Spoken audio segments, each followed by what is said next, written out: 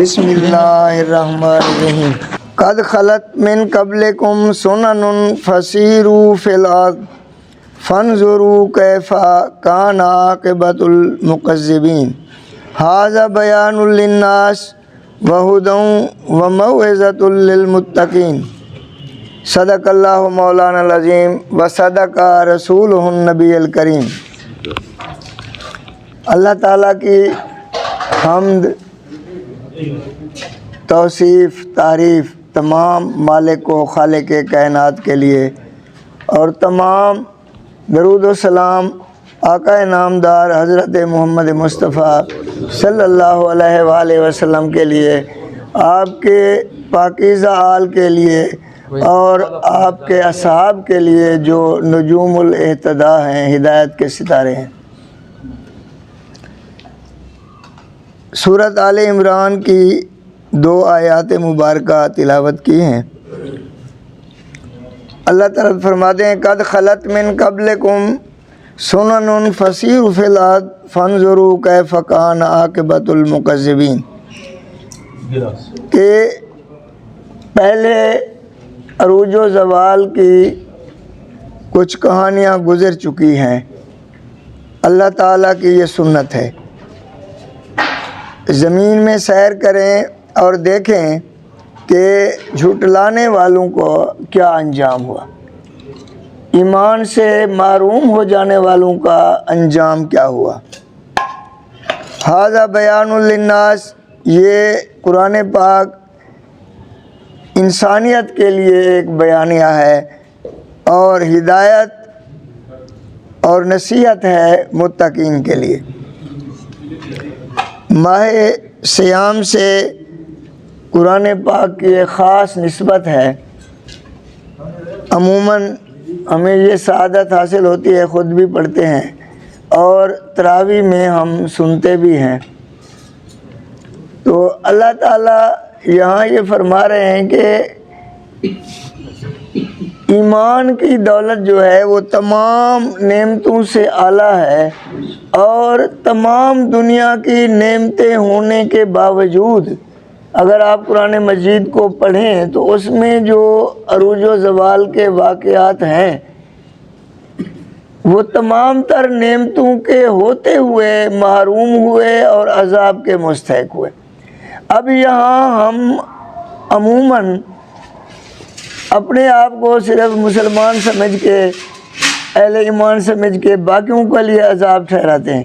یہ اللہ تعالیٰ میں سنن، یہ اللہ تعالیٰ کی سنت ہے۔ یہ نہیں ہے کہ بندہ نافرمان ہوگا وہ اللہ تعالیٰ کی نہیں مانے گا، اس کے حبیب کی نہیں مانے گا اور اس پر عنایات ہوتی رہیں گی، کہ یہ زوال جو ہے، یہ عذاب جو ہے، یہ سنن، اللہ تعالیٰ کی سنت ہے، یہ ہوتا ہے، ہوگا۔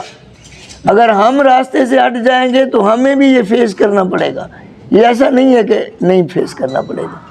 تو دوسرا قرآن پاک کے متعلق ہے کہ ھذا بیان للناس، یہاں یہ بتایا جا رہا ہے کہ قرآن پاک یہ صرف مسلمانوں کے لیے نہیں ہے، بیان للناس، پوری کائنات کے انسان جہاں ہیں ان کے لیے ایک بیان ہے، ان کو یہ دعوت ہے کہ آپ پڑھیں، آپ سمجھیں، آپ اس پہ غور و فکر کریں، آپ اس کو کریٹیکلی اینالائز کریں، آپ دیکھیں، یہ سب کے لیے ہے، صرف مسلمانوں کے لیے نہیں ہے۔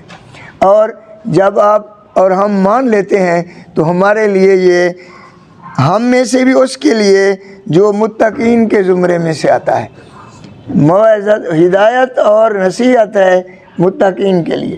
متقین کا ذکر یہاں بار بار آتا ہے، روزے کی فرضیت کا ذکر ہوا ہے تو وہاں بھی یہی ہے، کتب علیکم الصیام کما کتب علی الذین من قبلکم لعلکم تتقون، تاکہ تم پرہیزگار بن جاؤ، اس لیے روزہ تم پر فرض ہوا ہے۔ تو یہ تقویٰ کیا ہے؟ تو تقوی کی مختلف جو ہے وہ معنی ہے۔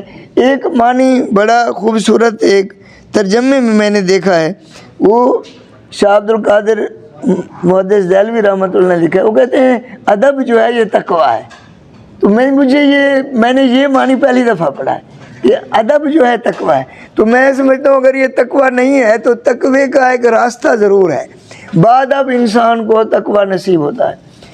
تقویٰ جو ہے عام معنی میں ایک اللہ تعالیٰ سے خوف کے معنی میں ہے۔ تو پہلی بات یہ ہے کہ اللہ تعالیٰ تو اپنا تعارف پہلی صورت پہلی آیت بسم اللہ الرحمن الرحیم میں رحمان الرحیم سے کرواتا ہے، اس سے ڈرا کیوں جائے؟ جو ہے ہی رحمان الرحیم، اس سے ڈر کیسا ہے؟ تو ہمارے صوفیہ کرام اس راز کو فاش کرتے ہیں، وہ کہتے ہیں ڈر جو ہے جو محبوب سے ہوتا ہے عاشق کو وہ ہونا چاہیے، کہ وہ ہمارا محسن ہے، وہ ہم سے محبت کرتا ہے، ماں کے پیٹ کی تنہائیوں سے لے کر قبر تک جاتے ہوئے ہر ہمارے مرحلے میں ربوبیت فرماتا ہے۔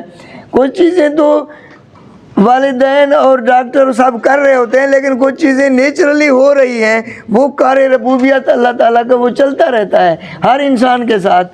وہ نافرمان ہے، فرما بردار ہے، کافر ہے، مومن ہے، سب کے لیے ہے، یکساں ہے، ہو رہا ہے۔ تو اتنا بڑا جو محسن ہے وہ محبت کے لائق ہے، جو محبت کے لائق ہے اس سے اس لیے خوف ہونا چاہیے کہ اتنا بڑا محبوب، اتنا بڑا محسن کہیں یہ تو ناراض نہ ہو جائے۔ تو یہ خوف جو ہے یہ تقویٰ ہے۔